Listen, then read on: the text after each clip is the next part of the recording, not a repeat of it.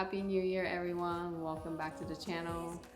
I hope you had a wonderful holiday. If you're visiting for the first time, thank you for stopping by. Today, I want to talk about the stress and the itchiness, I guess the relationship between that, because I think it's a big factor in how we deal with eczema. The things that I thought the other day in the shower, that's when I usually think about a lot of things, have deep thoughts, because that's the time I have to myself. So I was thinking, you hear about how if you have eczema, you shouldn't be taking long showers. Hotter temperature is not good for the skin. It will dry it out and all these things. Showering and nighttime, those are my nightmares during topical steroid withdrawal, but that's in the past. So after that, I always love showering because it really refreshes me, cleanses the mind as well as the body. But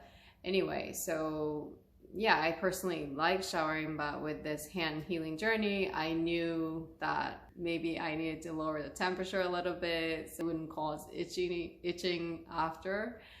But I sort of went against it, and I did lower the temperature a little bit, but not maybe to the point that was better. I felt like a rebel in a way because I knew it wasn't good for the skin, but I did it anyway because I liked it and I didn't want to sacrifice my knees, I guess.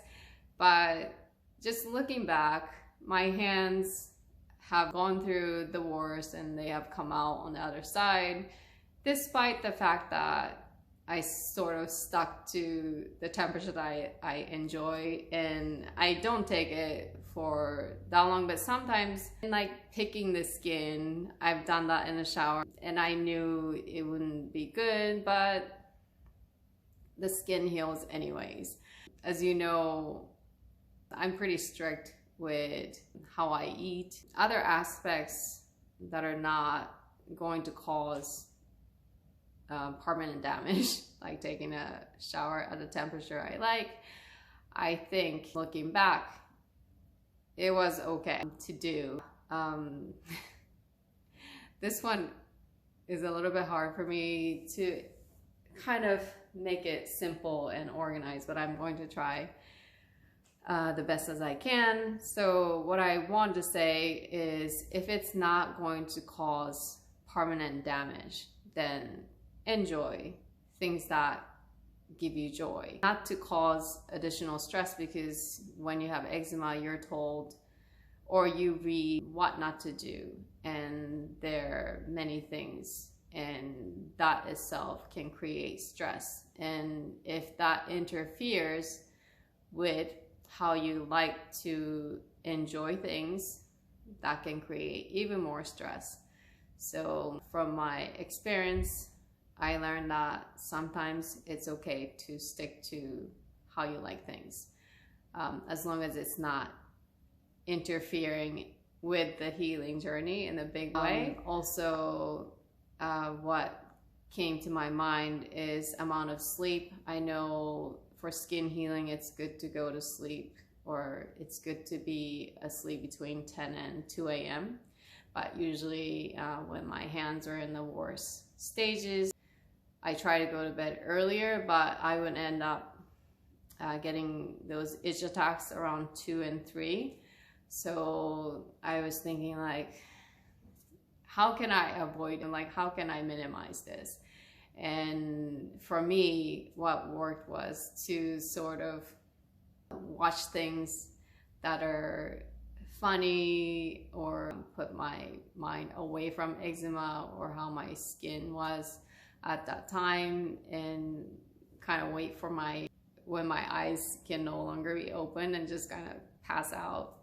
I could avoid those 2 a.m., 3 a.m.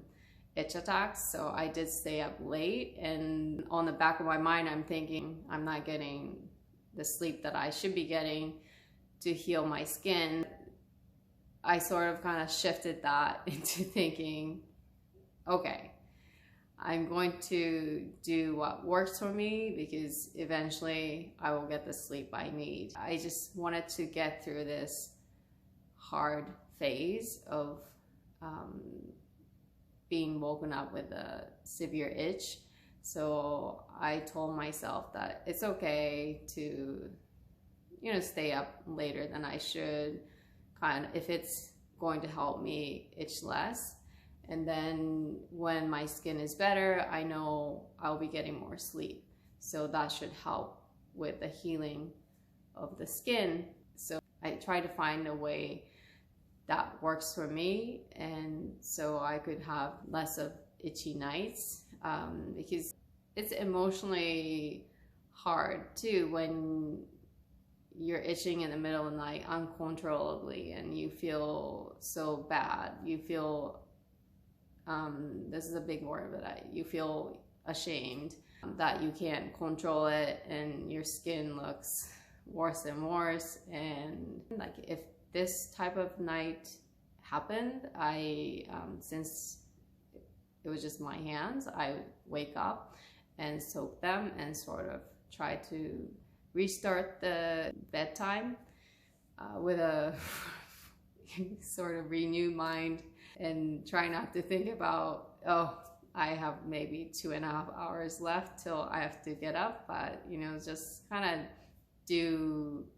something to switch gears, I guess.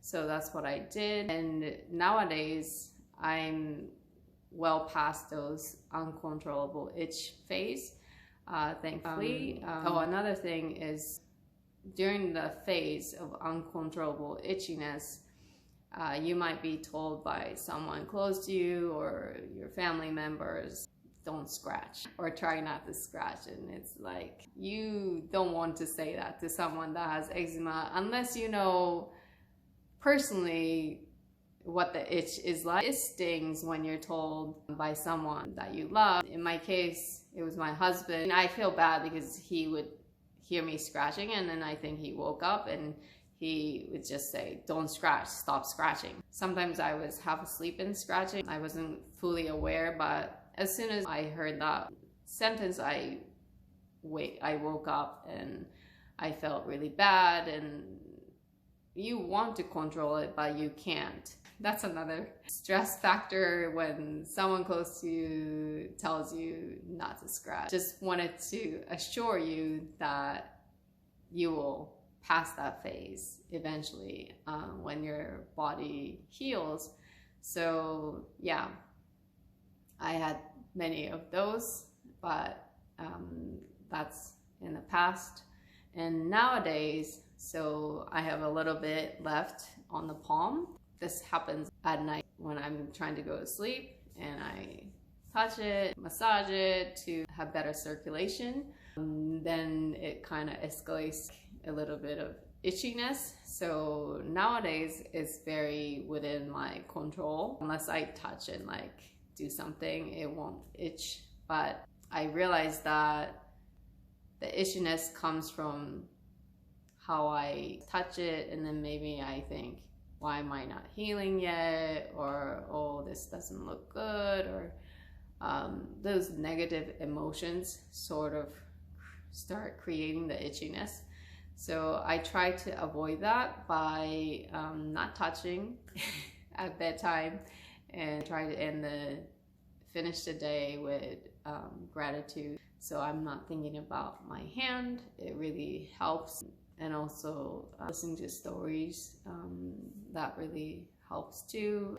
I've tried meditation apps as well. I think that I realize really the mind creates the itchiness currently if I ever get itchy. My point in this video is to not stress yourselves beyond what's necessary. So if you itch, and if you had an itch attack and you happen to itch and your skin gets worse, don't get discouraged, don't feel ashamed, don't feel guilty. Your skin will heal. And I'm a living proof. I've been through TSW. I know what it's like. I know what it's like to scratch raw skin. Yeah. Even after close to 30 years, I can still remember doing that, scratching the raw skin. Then don't create additional stress that you don't need, because stress is really a big part in how you become itchy. Don't be too hard on yourselves and take care of the mind. Do things that makes you happy and try to kind of put your mind on other things. Whatever that takes you from point A to point B, take you through the day, do it. Don't feel bad that you scratched or someone told you don't scratch. People with eczema understand, and you're not alone, and it's just a phase, and as you heal your body, you will not be scratching.